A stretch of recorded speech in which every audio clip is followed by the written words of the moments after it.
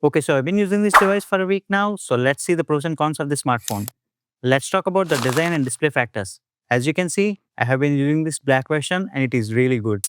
I like its two-tone finish and the rounded corners. In some angles, it reminds you the Plus version of the iPhone. The aluminum frame and the glass back gives you that premium feel, and as usual, POCO has given the much needed IP68 dust and waterproof protection to give it an all-round protection. I think design-wise, this phone is hitting every sweet spot out there, especially the white one. Don't get me wrong, I love the black one too. But seriously, the white version dropped my jaw on the floor. I think POCO should have called the white one limited instead of that cyber silver. I haven't used it, but I saw the videos and it just looks magnificent. Coming to the front, you'll get everything you need for a smooth binge-watching experience. A 6.8-inch 120Hz AMOLED display, Dolby Vision and HDR10 Plus support, 2K resolution and 700 nits peak brightness. And the list just goes on and on. In contrast, this is one of the best display for its price range, and it can even rival against flagship devices when it comes to content consumption. I myself have used it on my vacation trip recently and watched around 4 movies in a non-stop train. And it even fell on the ground one time while I was sleeping. But thanks to its Gorilla Glass 7 eye protection, it didn't even take a single scratch. So design and display wise, this really is a flagship killer in my opinion. It is rivaling against Pixel 9 Pro that costs more than this. Coming to the hardware specs, this smartphone comes with the new Snapdragon 8S Gen 4 chipset, the chipset that is currently in the news due to Nothing Phone 3. But lucky for me, POCO has made it to get sooner. It is combined with flagship grade UFS 4.1 storage and LPDDR5X RAM, making it jaw-droppingly fast. App openings, multitasking, gaming, AI-related tasks, you name the task, this phone can handle everything you throw at it without taking a sweat. For gamers, this phone will be a beast on budget. You will get Wild Boost optimization and dual-channel ice loop system.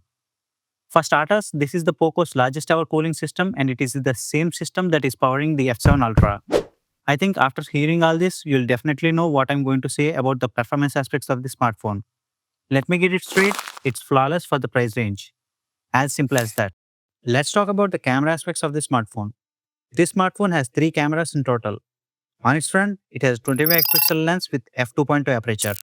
And on its back, you'll get an 8 megapixel ultra-wide sensor with f2.2 aperture and a 50 megapixel wide-angle lens with a whopping 1.5 aperture. This is the largest aperture POCO has ever made. It is even larger than the f1.6 aperture lens on F7 Ultra. This lens can capture a lot of light, therefore giving you a very much brighter and sharper image. I haven't used the F7 Ultra since it is not released in India, but I have used a lot of POCO phones and this smartphone has beat them all.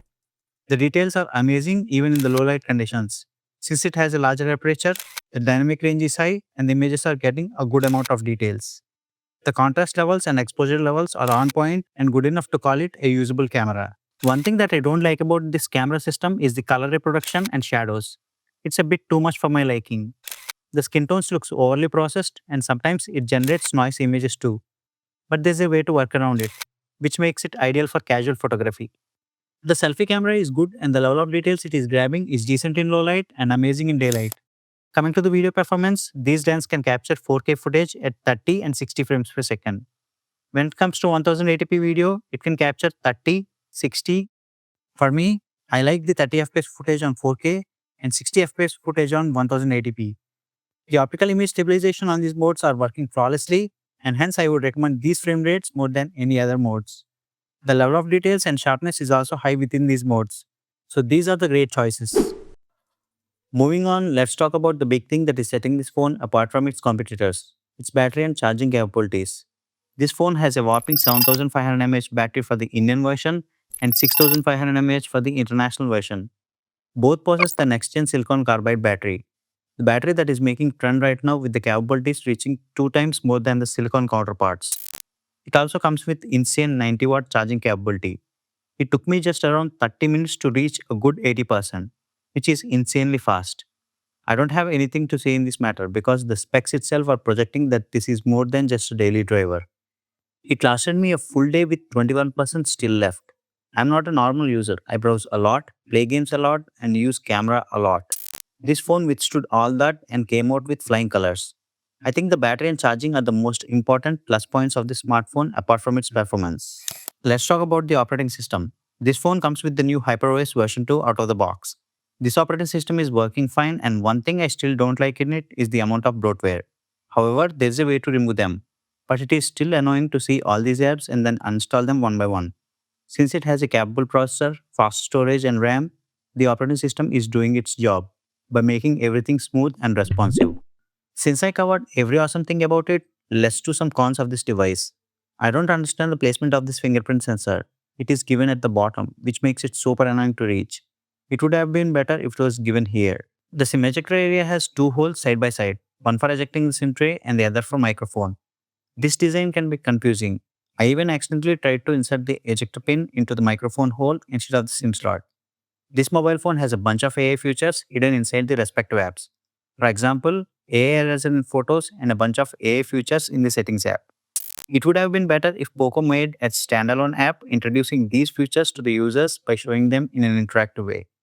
This device has everything under its hood: performance, insane battery, charging capabilities, good design, and a capable camera. These features are making it the most insane daily driver I have seen so far at this price range. So if you are thinking to buy one, go for it. And for more interesting tech reviews like these, subscribe to my channel.